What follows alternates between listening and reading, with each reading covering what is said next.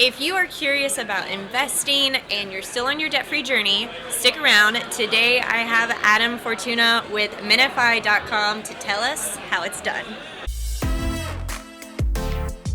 Hey, what's up guys? It's Justine with Debt Free Millennials, the channel for all things millennial, money, and debt-free living. If you want to learn how to become debt-free, stick around and subscribe. Adam, it's so good to have you here. Thank you. I'm excited to be here. We are coming at you live from FinCon 19 from FinCon Central. We're in Washington, D.C. Have you been to D.C. before? Probably not since I was a kid. So this is the first time I consider it as an adult. Okay, so I started following you for most of this past year, and you have a great take on investing and achieving financial independence, specifically as a millennial, right? Yeah. So I'd love to know, how did you start your blog, and tell us a little bit more about your background with FIRE. Yeah. So I guess like most people, when I graduated college, I didn't know anything about investing. Like my parents didn't teach me how to invest or anything, and I inherited some money when my mom passed away, and all of a sudden I'm like, what do I do with this? And I was fortunate enough to not be in debt at that time, so I was like, okay, I need to invest this, or do I spend this? Yeah. So I mean, the most common thing that everyone was saying was go buy a house, and I quickly learned that's probably not the best thing to do. And one of the best ways that, or I kind of made every mistake possible at that time. I found an investment advisor at my bank, and they started charging really high fees and putting me in things that were not in my best interest. Oh, wow. So all of that kind of led me to start learning on my own how to invest. And really that led me to kind of this very minimal investing style that I recommend people get started with. So when you had this, this moment in your personal life and this money that was gifted to you, essentially, I mean, it sounded like you had some advice given to you that wasn't really in your best interest. Yeah, that's one of the things that I didn't really understand. So the way that most financial advisors work is they will usually decide what to put your money in, decide what funds to put your money in. So let's say you have $10,000, they'll say, okay, I'm going to put you in this fund, and this fund. But then on top of that, they might take a 1% fee every year to manage your money. Yes. So if you have $10,000, they're taking 1% of that, which is you're paying them $100 a year just to manage your money. And if you have $100,000, you're paying $1,000 a year. And that quickly adds up, because that's money that could be growing for you. Yeah, that was one thing I had no idea about when I started investing.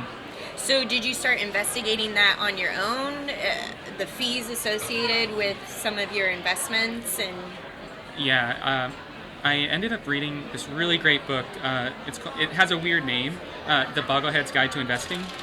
Yes, I have not read that one, but I have read the Little Book of Common Sense Investing, okay. And that one is also key. But yeah.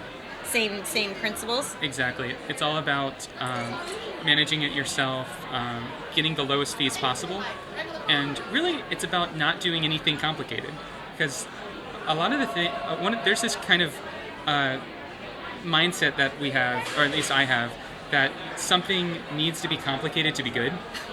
And investing seems like it should be super complicated because it's money, and it's trying to decide what company is going to grow. That's really not the case. Like, there are certain really simple ways that you can invest and grow your money by doing what's called index fund investing.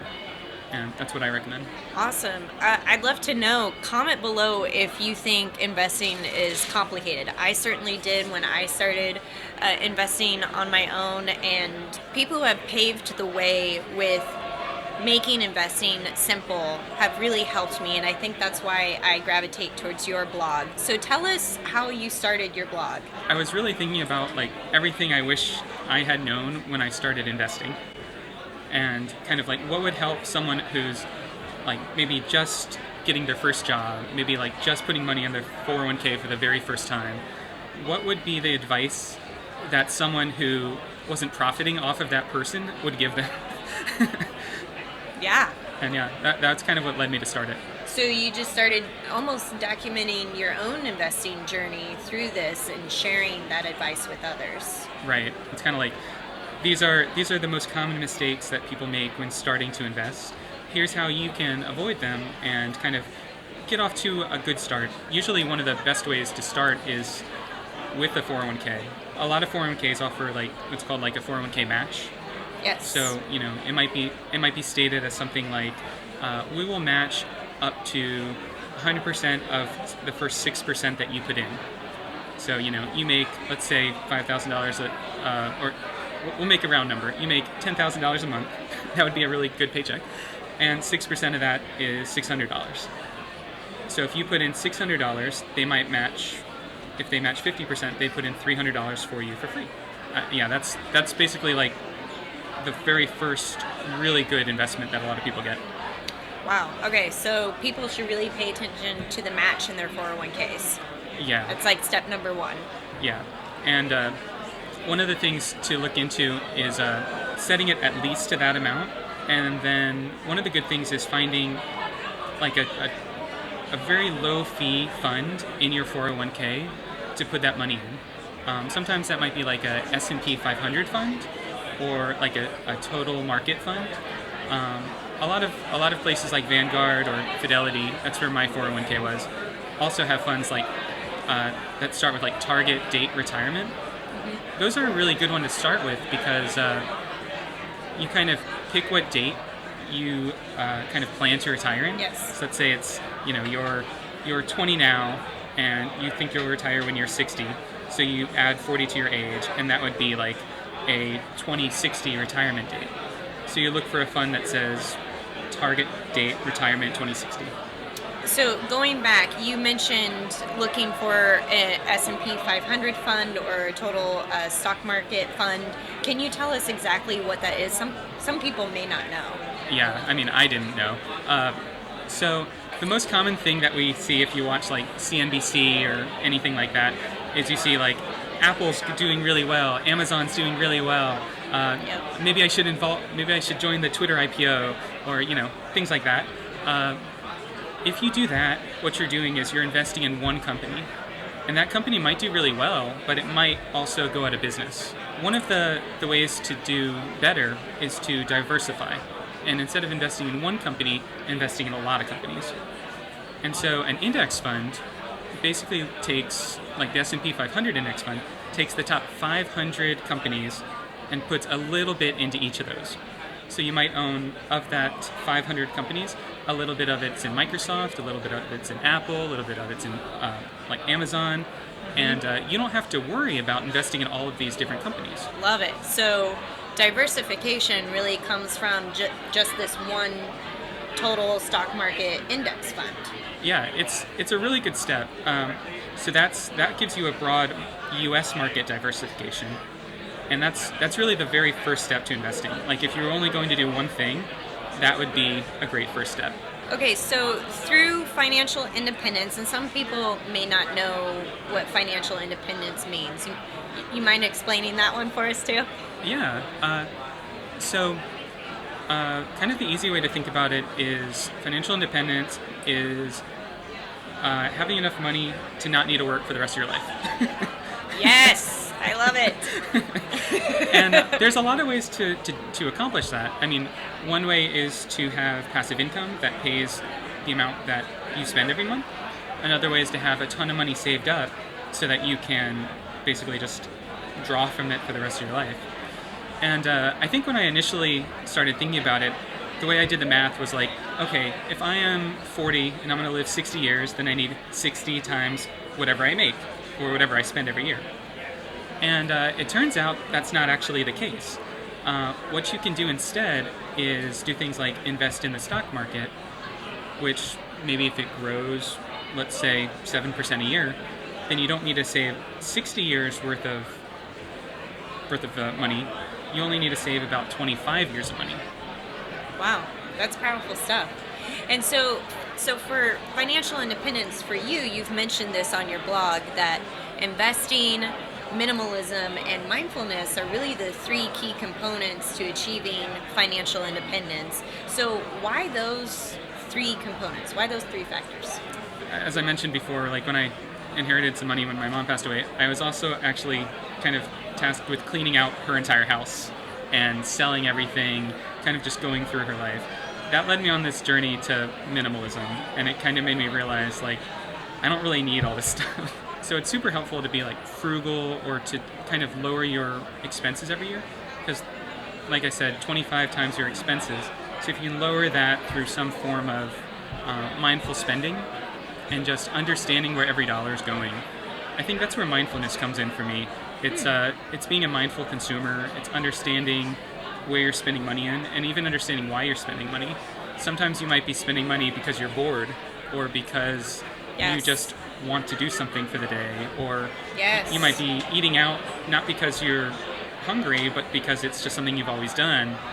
And so being mindful and deciding, oh, I'm gonna learn a new recipe this week, and then you know that recipe for the rest of your life. I love that. I never really thought of mindfulness with money, but you're so spot on.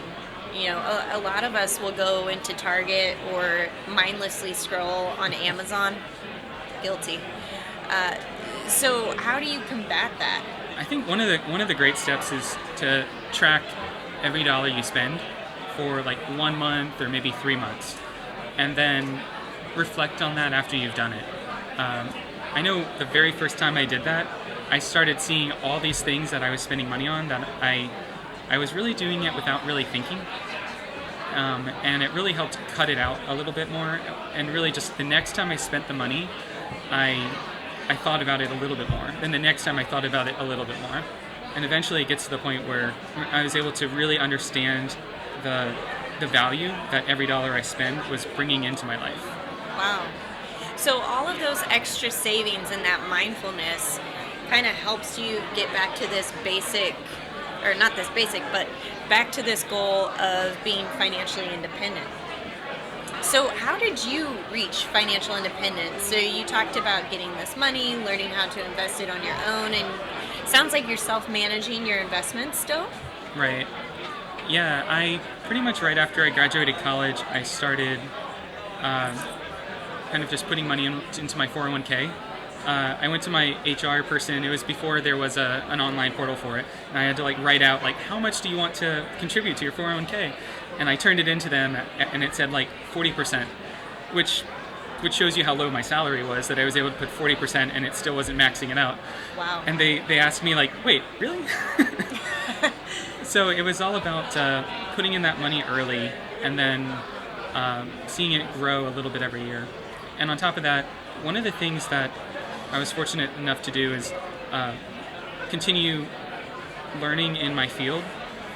So one of the most unappreciated things is like how much you can grow in your career if you spend an extra hour a week like learning about it. Yeah. And yeah, if you do that for 10 years, it really increases your earning potential. So what were you doing before you retired? For most of my career, I was a software developer and a software developer manager and product manager. So mostly all around making websites, and my kind of focus was teaching people how to code. Oh, cool. Very cool. So you're able to kind of learn things on your own, which advanced you and your salary. Yeah. Got it. Yeah. Okay, so Debt-Free Millennials, this channel is all about teaching people to become debt-free so that they can then build wealth and hopefully achieve financial independence. So what are some tips for people who are still in their debt-free journey? They're paying down student loans, they're paying off credit cards, but they have the itch, like maybe I should be investing right now. What are some things that we could do now? Yeah, I'd say the first thing is get an emergency fund. Like get something like 3 months of expenses just in your checking account. That's the thing that stops you from using a credit card to get further into debt if something happens. So I think that's a good first step. Probably after that, on the investing front, I like the 401k up to the match. If you have a 401k, that's a great next step.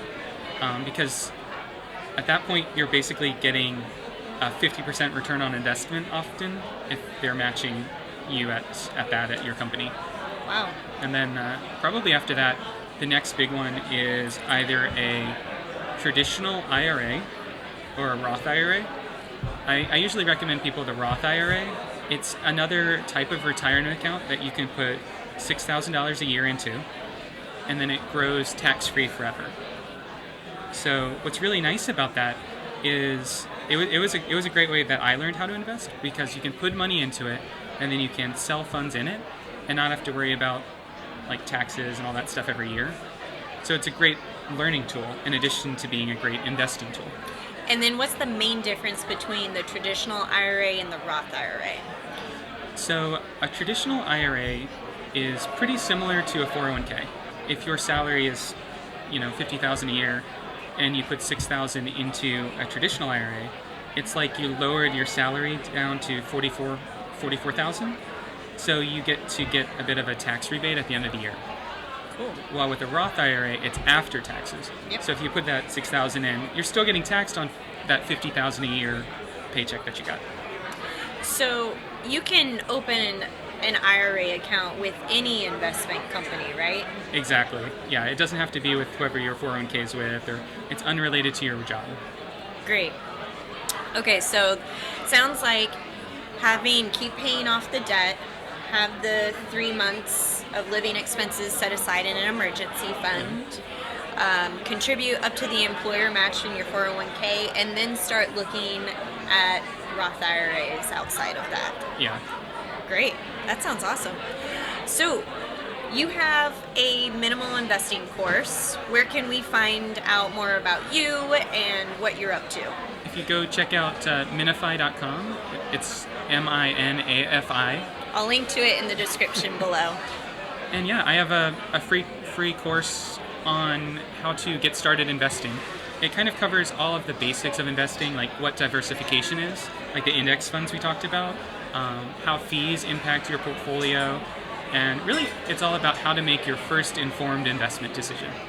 I love it. I personally went through his email course and found it very insightful. It's very hands-on, and you do have homework assignments so that you can get in there and start putting together your own numbers. I think it's a great way for you to start looking at your investments and your retirement while you're on your debt-free journey. So as you become debt-free and you pay off all your debt, you can still get right into that investing journey and achieve FIRE yourself.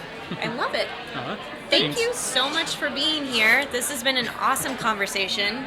Yeah, thanks so much for having me. Absolutely. And we will catch you in another video. Thanks, guys. We'll enjoy FinCon.